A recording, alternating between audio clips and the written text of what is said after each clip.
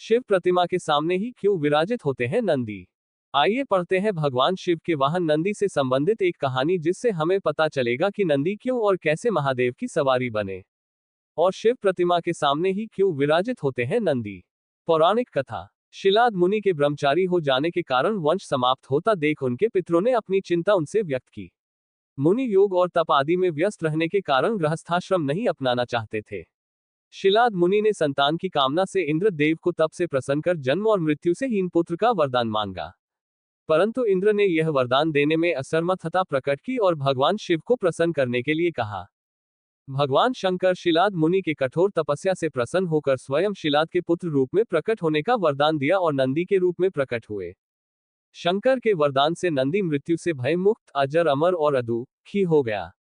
भगवान शंकर ने उमा की सम्मति से संपूर्ण गणों, गणेशों व वेदों के समक्ष गणों के अधिपति के रूप में नंदी का अभिषेक करवाया। इस तरह नंदी नंदीश्वर हो गए। बाद में मरुतों की पुत्री सुयशा के साथ नंदी का विवाह हुआ। भगवान शंकर ने नंदी को वरदान दिया कि जहां पर नंदी का निवास होगा वहां उनका भी निवास होगा। तभी से हर शिव मंदिर में शिव जी के सामने नंदी की स्थापना की जाती है। नंदी के दर्शन और महत्व। नंदी के नेत्र सदैव अपने इष्ट को स्मरण रखने का प्रतीक है, क्योंकि नेत्रों से ही उनकी छवि मन में बसती है और यहीं से भक्ति की शुरुआत होती है। नंदी के नेत्र हमें ये बात सिखाते हैं कि अगर भक्ति के साथ मनुष्य में क्रोध, अहम व दुर्गुणों को पराजित करने का सामर्थ्य न हो तो भक्ति का लक्ष्य प्राप्त नहीं होता। नंदी के दर्शन करने के बाद उनके सींगों को स्पर्श कर माथे से लगाने का विधान है। माना जाता है इससे मनुष्य को सद्बुद्धि आती है, विवेक जागृत होता है। नंदी के सींग दो और बातों का प्रतीक है।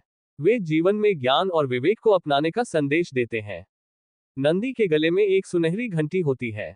जब इसकी आवाज आती है तो यह मन को मधुर लगती है। घंटी की मधुर धुन का मतलब है कि नंदी की तरह ही अगर मनुष्य भी अपने भगवान की धुन में रमा रहे तो जीवन यात्रा बहुत आसान हो जाती है। नंदी पवित्रता, विवेक, बुद्धि और ज्ञान के प्रतीक है।